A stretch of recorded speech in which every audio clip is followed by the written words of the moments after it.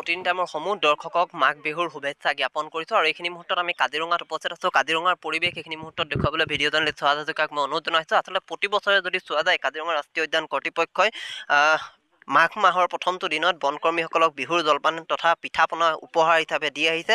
আৰু আমি এটা কথা উল্লেখ কৰিব লাগে যে সমাজৰ যত অসূয়া অপুতি হিংসা বিদ্বেষ আছে সকলোবোৰ বিনাশ হোৱাৰ উদ্দেশ্যৰে প্ৰতিজন অসমীয়াই আজি উদযাপন কৰিছে ভোগালী বিহু। আৰু আজিৰ দিনটোত কাজিৰঙা ৰাষ্ট্ৰীয় উদ্যানৰ বাগৰি বনাঞ্চলৰ বনাঞ্চলিক বিষয়াৰ কাৰ্যালয়ত এনে দৃশ্য দেখা পোৱা গৈছে। পূৰ্বৰ পৰম্পৰা অক্ষুণ্ণ ৰাখি কাজিৰঙা ৰাষ্ট্ৰীয় উদ্যানত কৰ্তব্যৰ খাতিৰত নিজৰ পৰিয়ালৰ পৰা বহু নিলগত থাকি কাজিৰঙাৰ বন্যজন্তুক সুৰক্ষা দিয়া যিসকল বনকৰ্মী সেই বনকৰ্মীসকলক বিহুৰ পিঠা উপহাৰ দিছে উদ্যান কৰ্তৃপক্ষৰ লগতে পশ্চিম বনাঞ্চল জীপ চাফাৰী সন্থাই। আৰু এইখিনি মুহূৰ্তত আমি পৰিৱেশটো দেখুৱাইছোঁ। ইয়াৰ সমান্তৰালকৈ যদি চোৱা যায় বনকৰ্মীসকলে যিহেতু বিহুৰ এই সময়ছোৱাত যিহেতু ঘৰখনৰ পৰা আঁতৰি থাকিবলগীয়া হৈছে সেইসকলে তেওঁলোকে বন শিবিৰটোকে নিজৰ ঘৰ বুলি ভাবি বিহু উদযাপন কৰিছে। পুৱাৰ ভাগত তেওঁলোকে মেজি জ্বলাই যি বিহু সেই বিহু উদযাপন কৰা পৰিলক্ষিত হৈছে। পৰিয়ালবৰ্গ সমজুৱাকৈ ভোগালীৰ আনন্দ উপভোগ কৰাৰ ইচ্ছা থাকিলেও কৰ্তব্য আৰু দায়িত্বৰ তাৰণাত সেই ইচ্ছা ত্যাগ কৰিছে কাজিৰঙা ৰাষ্ট্ৰীয় উদ্যানৰ বনকৰ্মীসকলে। আৰু এই মুহূৰ্তত আমি কিছু কথা পাতিবলৈ চেষ্টা কৰিম। প্ৰথমতে আপোনাৰ ওচৰলৈ আহিছোঁ। আজি যিহেতু পহিলা মাঘ কেনেধৰণে আজি আপোনালোকে উদযাপন কৰিছে কি ক'ব বিচাৰিব? পহিলা মাঘ মানে আপোনাৰ এয়া ভোগালী হয়। আমাৰ কৰ্তৃপক্ষই প্ৰতি বছৰে আমাক পিঠা পনা তেনেকৈ যোগান ধৰি আহিছে। এইবাৰ পশ্চিম বনাঞ্চল বাগৰি জীপ চাফাৰী সন্থায়ো আমাক পিঠা পনাৰ যোগান ধৰিছে। এইটো আমি খুবেই সুখী হৈছোঁ।